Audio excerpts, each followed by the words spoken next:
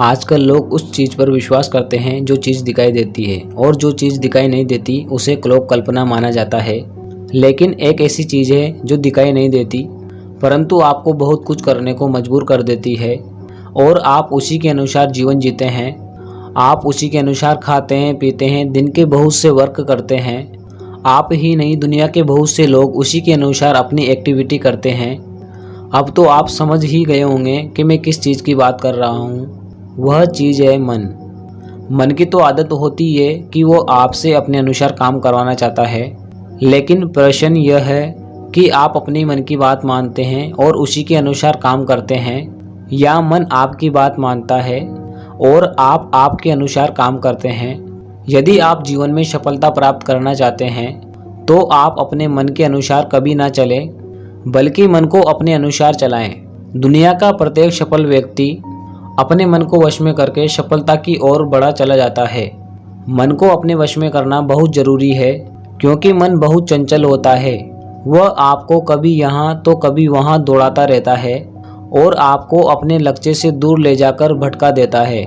आपका मन एक रथ के समान होता है जिसको कई सारे घोड़े एक साथ खींचकर ले जा रहे होते हैं। यदि आप इस रथ पर आराम से बैठे हैं तो ये आपको कहाँ ले जाएगा कुछ नहीं कहा जा सकता है, लेकिन यदि आप सभी घोड़ों की लगाम अपने हाथ में लेकर एक सारथी के रूप में बैठे रहेंगे तो इस रथ को आप अपने अनुसार गति और दिशा दे सकते हैं। मन रूपी रथ की सभी घोड़े की लगाम आपके हाथ में होने के बाद भी वह आपको भटकाने की कोशिश करेंगे।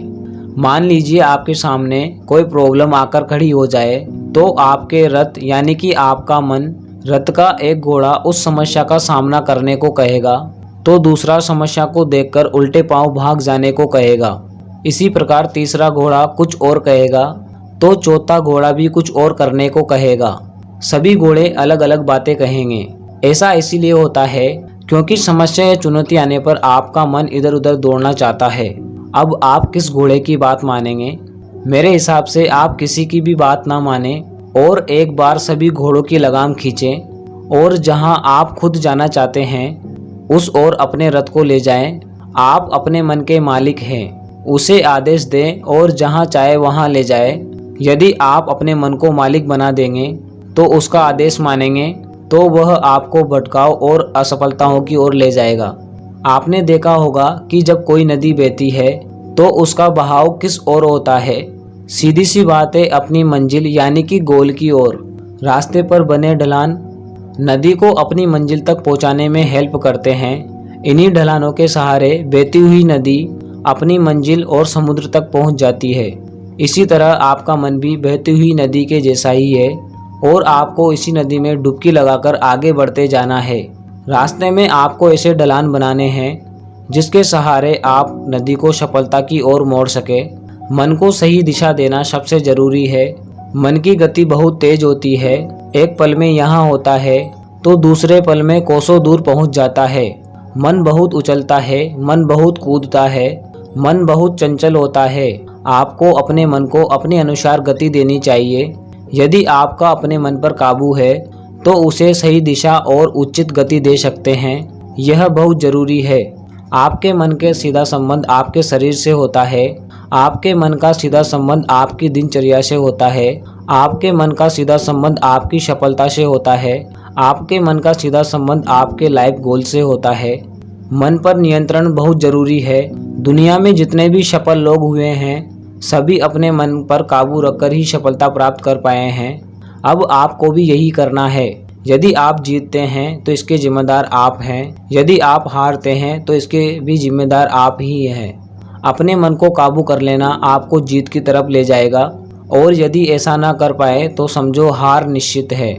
आपने यह तो सुना ही होगा, मन के हारे हार है और मन के जीते जीत। यह लाइन आपको अपने जीवन में फॉलो करनी है। इसका सीधा सा मतलब है कि यदि आप अपने मन से हार जाते हैं तो आप जीवन में भी हार जाएंगे, और यदि आप अपने मन से जीत जाते हैं तो आप जीवन में भी जीत का स्वाद चखते रहेंगे। अपने मन से मत हारो, बल्कि उसे काबू में रखो। उसे जीत के लिए तैयार करो। अपने मन के मालिक बनो।